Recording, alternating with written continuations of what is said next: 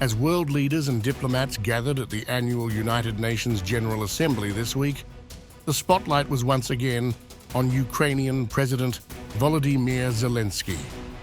Amid the handshakes, speeches, and diplomatic hobnobbing, Zelensky, a leader who has become a household name worldwide, presented what he calls a victory plan for Ukraine in its ongoing war with Russia. But while Zelensky's rhetoric remains as compelling as ever, some Western officials are expressing skepticism, dismissing his plan as little more than a rehash of old ideas. "I'm unimpressed. There's not much new there," a senior US official familiar with the plan told the Wall Street Journal this week. The so-called victory plan, critics say, is less of a novel approach to ending the war and more a continuation of Zelensky's ongoing lobbying campaign for increased US military aid. Zelensky's international stature has grown exponentially since the early days of Russia's full-scale invasion of Ukraine in February 2022.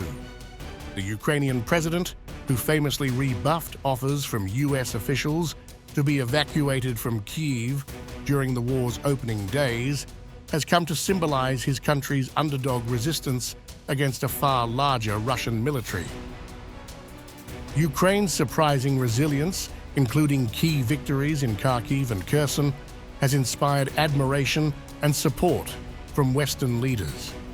Yet, the tides of war have shifted, and with it, so too has the optimism surrounding Kyiv's ultimate military victory. Zelensky's address to the General Assembly struck familiar chords, with the Ukrainian leader urging the international community to stand firm against what he called the threats posed by Russian President Vladimir Putin. Thank you very much, dear leaders, your excellencies. Today I want to tell you about a day that has already passed and a day that must never come. On the night of March 4th, 2022, I received one of the most terrifying reports since the beginning of a full-scale Russian invasion against Ukraine. The report was about Russian tanks firing directly at the buildings of our Ukrainian nuclear power plant, the Zaporizhzhia nuclear power plant, the largest one in Europe, 6 nuclear reactors. The Russian army stormed this facility just as brutally as any other during this war, without thinking about the consequences, possibly disastrous. He reiterated that Ukraine could still win the war if only the West provided additional military aid and loosened restrictions on how Ukrainian forces can deploy weapons, particularly the long-sought Army tactical missile system, ATACMS, that could strike deep into Russian territory. Today we have a new support package, $7.9 billion. This will be a great help. And I raised with President Biden the plan of victory. Today we are preparing to discuss the details to strengthen the plan, coordinate our positions, views, and approaches. Our teams will work together to ensure the implementation of our future steps. However, for many observers, Zelensky's victory plan bears a striking resemblance to his past proposals. His November 2022 peace plan, which outlined terms tantamount to Russian surrender, including the full withdrawal of Russian forces from all Ukrainian territory and war crimes trials for Russian officials, is viewed by some as unrealistic given the current state of the war.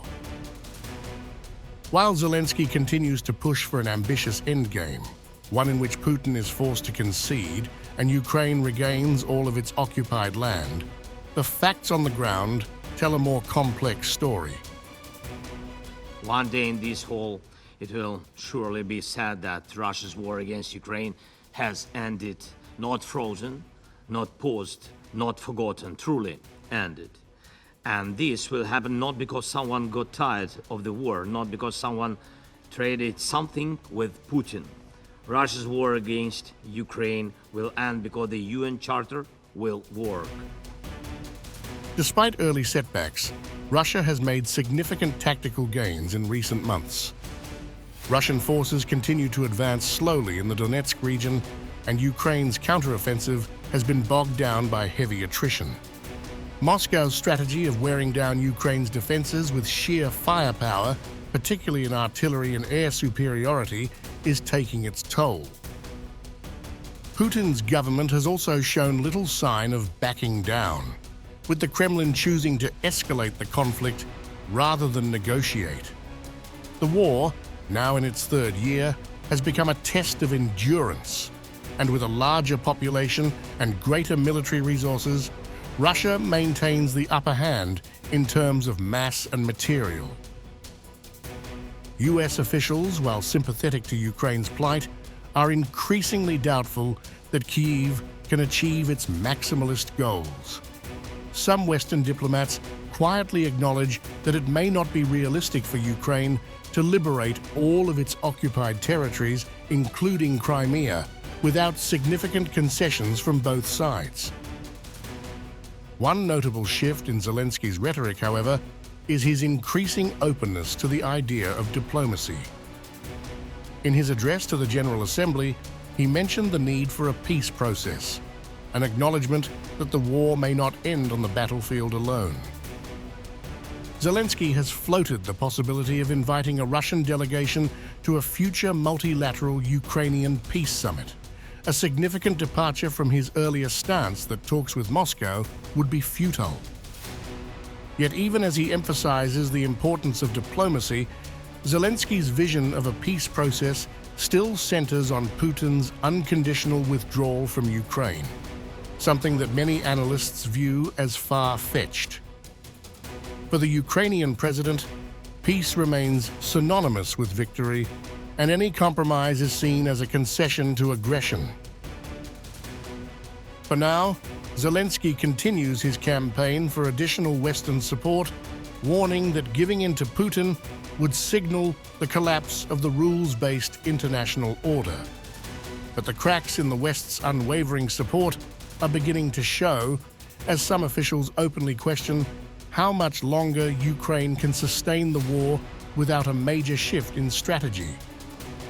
As the war drags on and Ukraine faces mounting challenges on the front lines, Zelensky's victory plan may ultimately need to be revised to reflect the changing realities of the battlefield. Until then, Ukraine's future remains uncertain, and the international community's patience may not last forever. For now, Zelensky's message to the world is clear. Ukraine can still win the war, but only if the world continues to back it unconditionally.